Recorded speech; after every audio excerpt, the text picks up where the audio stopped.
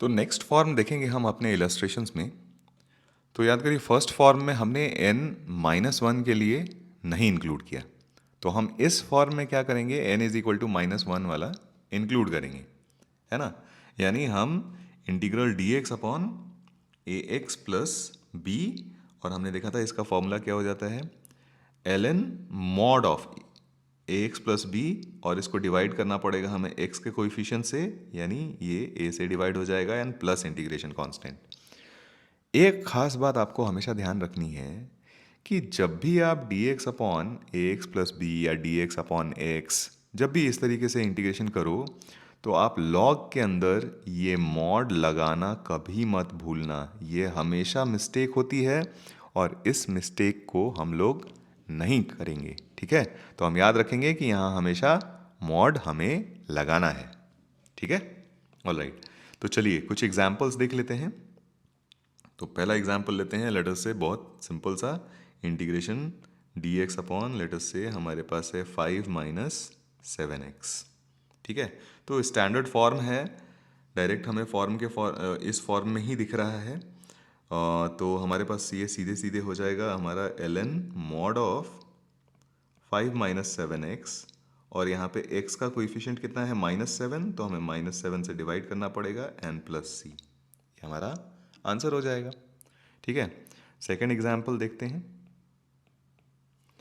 Second example है हमारे पास इंटीग्रल ऑफ, थोड़ा अब हम इसको ट्विस्ट करने की कोशिश करते हैं, ठीक है। तो ये हो जाएगा हमारा लेट अस से 1 plus x cube upon x dx, ठीक है। तो इसको सिंप्लीफाई करो, सबसे पहले हम लोग क्या करेंगे, इसको प्रॉपरली हम लोग सिंप्लीफाई करके हर टर्म को अलग अलग करने की कोशिश करेंगे। तो 1 प्लस एक्स क्यूब आपका हो जाता है 1 plus 3x square plus x cube upon x, है ना। और इसको आप देखोगे तो ये बन जाएगा integral 1 upon x plus 3x और प्लस एक्स स्क्वायर dx, है ना। अब इंडिविजुअली सबको इंटीग्रेट कर दो, इंटीग्रल 1 अपॉन एक्स क्या हो जाएगा, ln मॉड एक्स। इंटीग्रल 3 कितना हो जाएगा आपके पास 3x, इंटीग्रल 3x कितना हो जाएगा 3x स्क्वेयर बाई 2, और इंटीग्रल x स्क्वेयर कितना हो जाएगा एक्स क्यूब बाई 3 प्लस सी, ये हमारा आंसर है ना। अगला सवाल देखते हैं, थोड़ा और लेवल ऊपर करते हैं। थर्ड क्वेश्चन है हमारे पास integral of dx upon x square minus 6x plus 5, ठीक है। अब देखिए ये हमारे स्टैंडर्ड फॉर्म में है नहीं, क्योंकि जो फॉर्म हमने पढ़ा वहाँ डिनोमिनेटर में तो हमारे पास लीनियर एक्सप्रेशन था। डिनोमिनेटर में हमारा कैसा एक्सप्रेशन था, लीनियर एक्सप्रेशन था। यहाँ पे क्या है, डिनोमिनेटर में क्वाड्रेटिक एक्सप्रेशन है। तो सबसे पहले हमें क्या करना पड़ेगा, इसको लीनियर में कन्वर्ट करना पड़ेगा। तो आइए लीनियर में कैसे कन्वर्ट करते हैं ये देख लेते हैं। तो ये हमारा हो जाएगा इंटीग्रल dx अपॉन, सबसे पहले इसको फैक्टराइज कर लेते हैं। तो फैक्टर क्लियरली हमें दिख रहे हैं x-1 इंटू x-5, है ना, ये हो गया। अब हमें क्या चाहिए कि ये दोनों फैक्टर्स जो हैं x-1 और x-5, ये हमें अलग अलग फ्रैक्शंस के फॉर्म में चाहिए, ठीक है।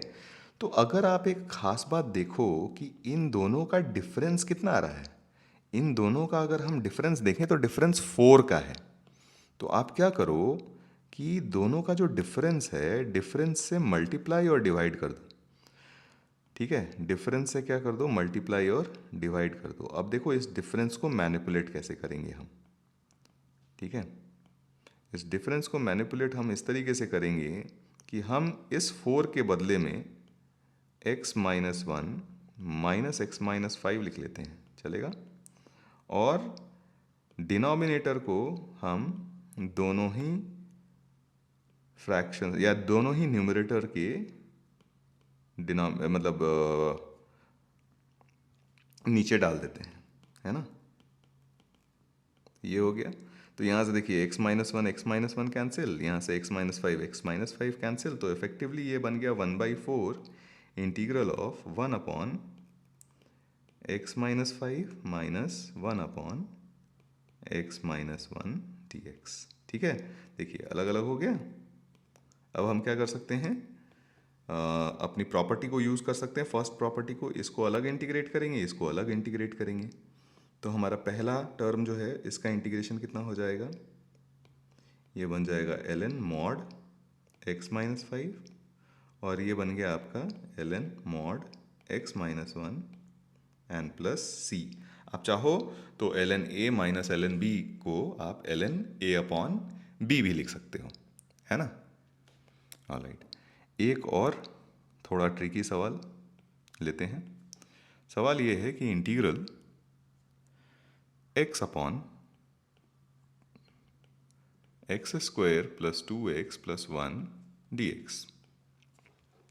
अब देखिए डिनोमिनेटर में अगेन हमारे पास क्या आ गया, एक क्वाड्रेटिक एक्सप्रेशन आ गया। तो हमें उसको सबसे पहले लीनियर में कन्वर्ट करना है। तो इस बार हमें लीनियर में कन्वर्ट करने में ज़्यादा परेशानी नहीं होगी, क्योंकि हम देख रहे हैं कि ये तो एक परफेक्ट स्क्वायर ही है, तो ये x प्लस 1 का होल स्क्वायर लिखा हुआ है। ठीक है, लेकिन अभी भी डिनोमिनेटर में तो हमारे क्वाड्रेटिक है। तो हम क्या करते हैं, न्यूमरेटर को कुछ इस तरीके से लिखते हैं, x को हम x प्लस 1 माइनस 1 लिख देते हैं, है ना, और अपॉन x प्लस 1 स्क्वेयर, है ना। अभी देखिए ये कितना सिंपल बन जाएगा। एक बार x plus 1 upon x plus 1 square करिएगा तो ये 1 अपॉन एक्स प्लस 1 बन गया, n minus 1 upon x plus 1 square, है ना। अब इंडिविजुअली दोनों को हम क्या कर सकते हैं, इंटीग्रेट कर सकते हैं। तो इंटीग्रल 1 अपॉन एक्स प्लस 1 हमारे पास कितना हो जाएगा, ln mod of x plus 1 minus 1 upon x plus 1 का होल स्क्वायर, यानी ये लिखा हुआ है आपको, ये टर्म क्या लिखा हुआ है, x plus 1 to the power minus 2। ठीक है, तो ये फर्स्ट फॉर्म हो गया हमारा। तो इसका इंटीग्रेशन हो जाएगा x plus 1 to the power minus 2 plus 1 upon minus 2 plus 1 n plus c. तो ये हो गया हमारा फाइनल आंसर। ठीक है।